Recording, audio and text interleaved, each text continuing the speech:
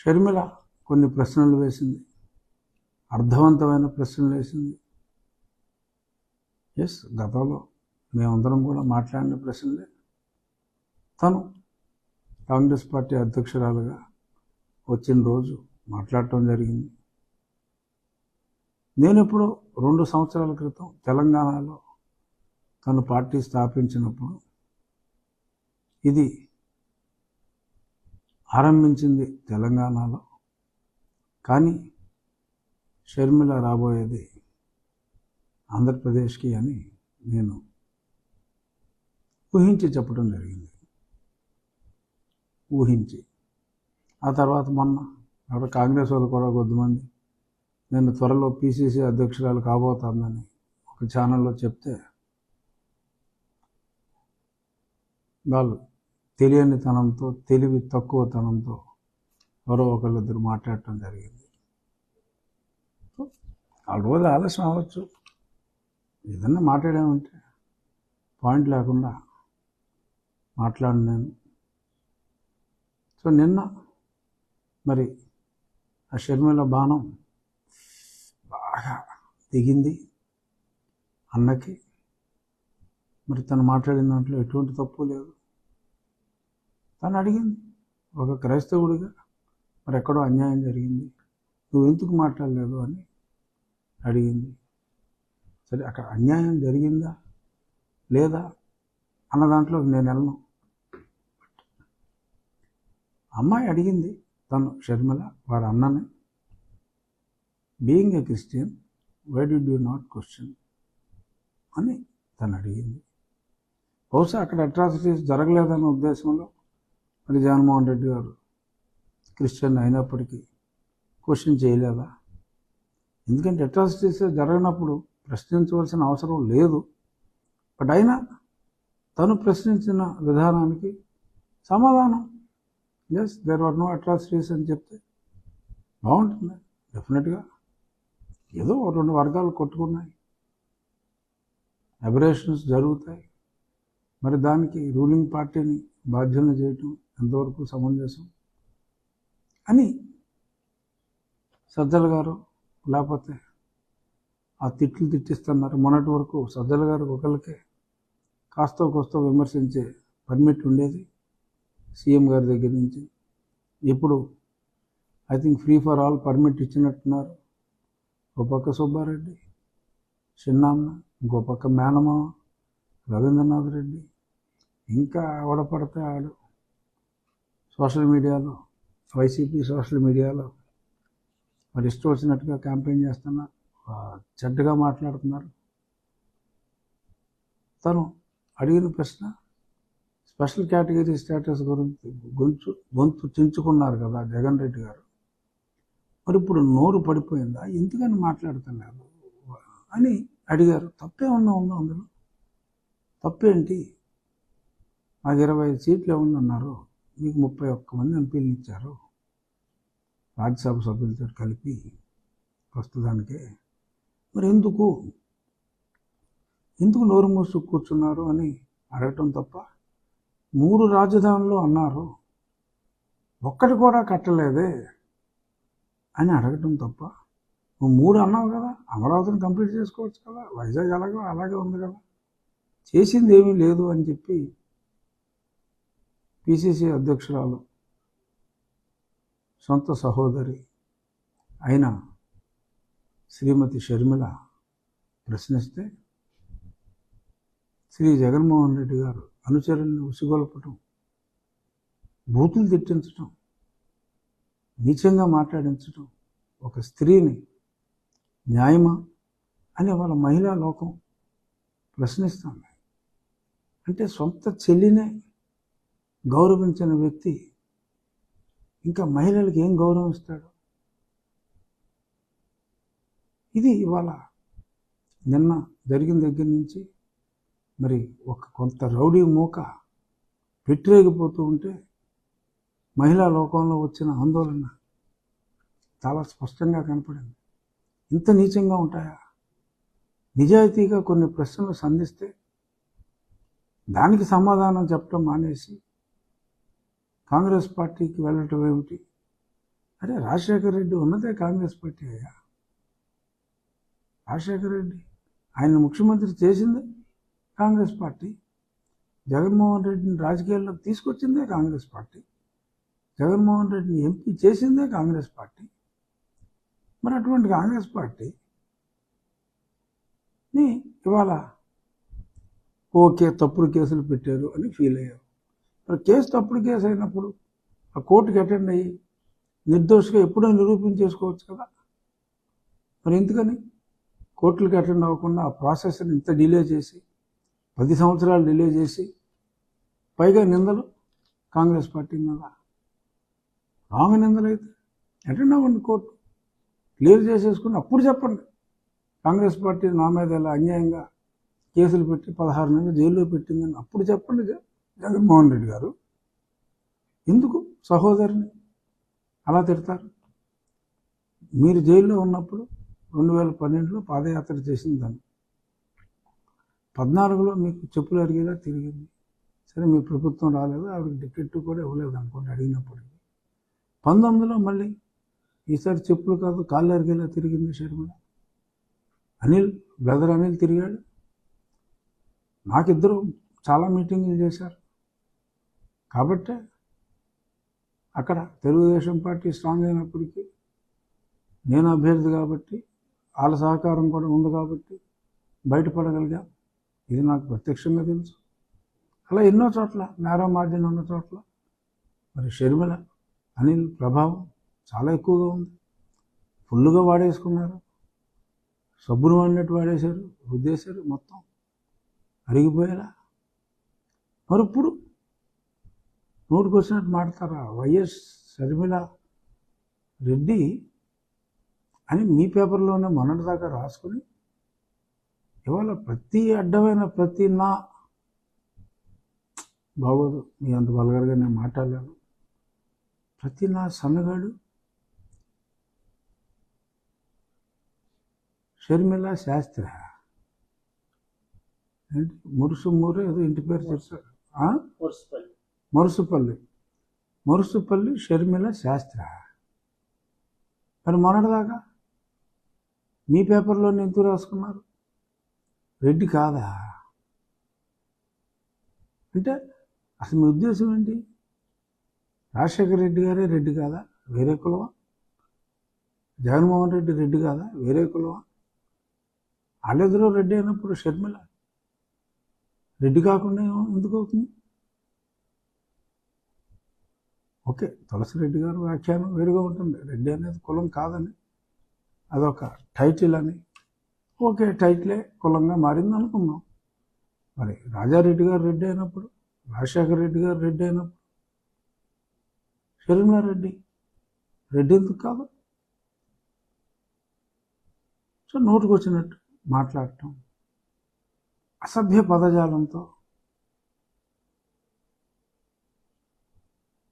అబ్బా అసలు ఆ మాటలు వింటేనే రక్తం మరుగుతుంది. రాజశేఖర రెడ్డి గారి అమ్మాయిని ఇంత అసహ్యంగా వాళ్ళ అబ్బాయే మాట్లాడిస్తాడా? మరి కుటుంబం జోలికి వస్తే ఊరుకో ఉంటారు. మరి మీ సోదరుని మీ అనుచరులు మీ ఎన్ఆర్ఐ వింగ్ అమెరికాలో కుక్కలా మురిగే ఎన్ఆర్ఐ వింగ్ వాడు అతి నీచంగా సభ్య సమాజం తలదించుకునే విధంగా మాట్లాడితే మీ ఏమో కొందరు కులదేవత అంటారు, ఇంకేదో పేర్లతో పిలుస్తారు. ఆ స్త్రీ కూడా అత్యంత నీచ పదజాలంతో మాట్లాడితే కనీసం ఖండించరా? పైగా సజ్జల రామకృష్ణారెడ్డి గారు వివేకానంద రెడ్డికి పట్టిన గతే పడుతుందని బహిరంగ హెచ్చరికలు చేస్తారా? అమ్మా Sharmila, you got to be really careful. అంత క్లియర్గా చెప్పిన తర్వాత you got to be really careful. సెక్యూరిటీతోనే వెళ్ళాలి. చాలా దారుణం. ఎప్పటి నుంచో మేమందరూ ప్రశ్నిస్తున్నది, ప్రతిపక్షం ప్రశ్నిస్తున్నది, పాలకపక్షంలో ప్రతిపక్షమైన నేను, ప్రతిపక్షాలైన తెలుగుదేశం, జనసేన అడిగేది ఇయ్యే కదా. తీసుకొస్తానన్నావు, స్పెషల్ స్టాటస్ తెస్తానన్నావు, కనీసం అడిగిన పాపాన పోలేదు, తేవట సంగతి ఏమిటరు. అదే షర్మిల అడిగితే కోపాలు, అక్కడ తంతే ఇక్కడికి వచ్చామంటారా? అక్కడ ప్రాంతీయ పార్టీ, సరే మీరు ఎలాగో న్యాయం చేయలేదని చెప్పి తను ఇక్కడ పార్టీ తను స్థాపించింది, తన ఆశయం నెరవేరింది, ఈ ప్రభుత్వాన్ని దింపాలనుకుంది. తను ముఖ్యమంత్రి అవ్వాలని అనుకోలే, ఇక్కడ ఈ ప్రభుత్వాన్ని దింపాలనుకుంది, అందులో పాత్ర వహించింది. ఆవిడ వల్లనే దిగిపోయిందని నేను అంటున్నా, కానీ ప్రముఖ పాత్ర వహించింది. సో ఇప్పుడు పుట్టింటికి వచ్చింది, పుట్టింట్లో అరాచకాలు జరుగుతున్నాయి. అత్తోరిల్లు సర్దుకుంది, అంటే అత్తోరు రాష్ట్రం సుభిక్షంగా ఉంది. రేవంత్ రెడ్డి గారు ముఖ్యమంత్రి అయ్యాడు, చక్కటి పరిపాలన అందిస్తున్నాడు. ఈలోపు పుట్టిల్లు చిన్న భిన్నం అయింది, సర్వనాశనం అయింది అని తను అనుకుంది. నేనే తిరిగాను కదా, నేనే ఈ ఒకే రాజధాని ఉంటుందని చెప్పాను కదా, వాళ్ళ మాటలు నమ్మొద్దు, ఇక్కడి నుంచి మక్క ఎత్తాడు అన్నది కరెక్ట్ కాదని, ఇక్కడ ఇల్లు కట్టుకున్నాడని చెప్పింది నేను కదా, ఇక్కడే ఉంటాడని చెప్పింది నేను కదా. 3 అంటాడు, ఇంకోటి అంటాడు, అప్పులు చేస్తాడు, అభివృద్ధి లేదు, లిక్కరు, మగవాళ్ళ తాళ్ళు తెగిపోతున్నాయి. ఈ సమస్యలన్నీ చూసి అత్తరిల్లు సరే అయింది, పుట్టిల్లు సరి చేసుకోవాల్సిన బాధ్యత ఉంది. పైగా నేను క్యాంపెయిన్ చేసి మరి వీళ్ళందరినీ కన్విన్స్ చేశాను. ఇప్పుడు ఇన్ని దురాఘాతాలు జరుగుతూ ఉంటే ఒక వ్యక్తిగా, ఒక మనిషిగా తప్పును సరిదిద్దుకోవాల్సిన బాధ్యత తెలిసిన ఒక మగువగా షర్మిల ఇక్కడికి వచ్చింది.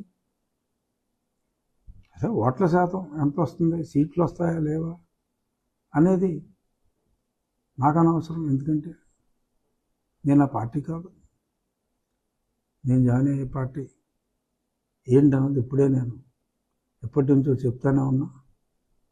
సో దాని గురించి నేను మాట్లాడను. కానీ ప్రజాస్వామ్యంలో ఏ పార్టీనైనా మనం ఆహ్వానించాలి. ఆ పార్టీలో చెడ్డ ఉంటే ఇది చెడ్డ అని చెప్పాలి. అందరికీ సమాన హక్కులు ఉంటాయి ప్రజలకు నిజాలు చెప్పడానికి. ఉన్న నిజాలే తను చెప్తే వ్యక్తిత్వ హననం తప్పు. ఆడెవడో వర్రగాడంట, ఇంకెవడో నోటికి వచ్చింది ఆడు. వైసీపీ అఫీషియల్ సోషల్ మీడియాలో పోస్టింగ్లు ఇంత దారుణమా? నీ చెల్లె నిన్ను అసహించుకుంటే, నీ చిన్నాన్న కూతురే నిన్ను అసహించుకుంటే ఏ మహిళ గౌరవిస్తుంది? మహిళలు చెల్లిని నమ్ముతారా, లేక ఎవరు నమ్ముతారు? సో ఇప్పుడు డెఫినెట్గా మరి వైసీపీ ఓట్ బ్యాంక్, నేను ఎప్పటి నుంచో చెప్తున్నా, చాలామంది కారు కూతలు కూశారు, వీళ్ళిద్దరూ ఒకటే, అమ్మాయి రాదు, అసలు ఆంధ్రయ్య రాదు, ఏమీ జరగదు, నేను మాట్లాడేది తప్పు అన్నారు. అయిపోలా, నిజమైపోలా. కనీసం లీస్ట్లో లీస్ట్ 5-6%, 10% తెచ్చుకున్న ఆశ్చర్యపోవకర్లా. ఆ 10 కూడా నా ప్రస్తుత పార్టీకే బిగ్ హోల్. సో కాబట్టి గతంలో నేను చెప్పినట్టు పరాజయం కాదు, ఘోర పరాజయం దిశగా పయనిస్తుంది. అందుకే ఈ టెన్షన్, ఈ కంగారు. అందుకని దొంగ సర్వేలు వదులుతున్నారు. గతంలో హైదరాబాద్లో మేము చెప్పాం 65 సీట్లు వస్తాయని కూడా చెప్పేశారట చాలామంది. ఎగ్జాక్ట్గా 65 అని చెప్పారట బోగస్ గాళ్ళు. అయిపోయిన తర్వాత బ్యాక్ డేట్లో పెడతా ఉంటారు లోడింగ్లో. గతంలో చేసిన పోస్టింగ్లు ఉంటే తీసేస్తారు, డిలీట్ చేసి పెడతారనమాట. అందులో డేట్ ఏదో రాస్తారు. ఏముంది, నువ్వు పెట్టిన సీట్లో ఏ డేట్ ఉంటే ఆ డేటే ఉంటుంది. నువ్వు ఎప్పుడు లోడ్ చేసావు కదా ఎవడు వెరిఫై చేస్తాడు ఐపీ నెంబర్ చూసి. ఫలానా అప్పుడు చెప్పాను కదా హైదరాబాద్లో కరెక్ట్గా అయింది సర్వే, ఫలానా చంద్రగాడి సర్వే, ఫలానా ఆడి సర్వే, ఈడి సర్వే, బోడి సర్వే చెప్పి మరి వైఎస్ఆర్ కాంగ్రెస్ పార్టీకి 110 అంటే మరీ 150 అంటే 10 బేవర్స్గా ఉంటుందని 110 సీట్లు, తెలుగుదేశానికి ఒక 60 సీట్లు. అందులో మరీ కుప్పంలో చంద్రబాబు గారు, మంగళగిరిలో లోకేష్ గారు, దేవాలలో కళ్యాణ్ గారు ఓడిపోతారంటే దరిద్రంగా ఉంటుంది కాబట్టి వాళ్ళు మటుకు నెగ్గుతారని చెప్పి పెడతారు. ఎవరికి తెలియదు ఈ సినిమా స్టంట్లో. సట్టా మార్కెట్లో మరి 50-52 స్థానాలకి పందాలు కాస్తున్నారు. అంటే దాన్ని బట్టి ఏంటి యాక్చువల్ రియాలిటీ నేను చెప్పినట్టు 30-35 మధ్యనే షర్మిలు పుంజుకుంటే ఇంకా దారుణంగా ఉంటుంది. సో ఈ బొచ్చులో బోగస్ ఫేక్ సర్వేగాల్ని నమ్మాల్సిన అవసరం లేదు. Real surveys are all showing a big defeat for YSR Congress Party. ఇది చెప్పాల్సిన పని లేదు జనాలకి, కానీ రాంగ్ క్రెడిబిలిటీతో మేము గతంలో అలా చెప్పాము ఇలా చెప్పాము అని అంటున్నారు కాబట్టి కొంచెం ప్రజల్ని అప్రమత్తంగా హెచ్చరిక చేయడానికి ఈ సర్వేల గురించి కూడా చెప్పాల్సి వచ్చింది. ఇక పొత్తుల గురించి కూడా చాలా ఎక్కువ మాట్లాడేస్తున్నారు శ్రీ సాక్షి వారు. పవన్ కళ్యాణ్ గారు, చంద్రబాబు నాయుడు గారు వాళ్ళు టైం తీసుకుంటారా, ఏం చేస్తారు? అసలు ఈ సాక్షివాడికి ఏంటంటే సంబంధం? పవన్ కళ్యాణ్ గారిని నిత్యం నువ్వు తిడతావు, అదంటావు ఇదంటావు, నోటుకు వచ్చినట్టు మాట్లాడతావు.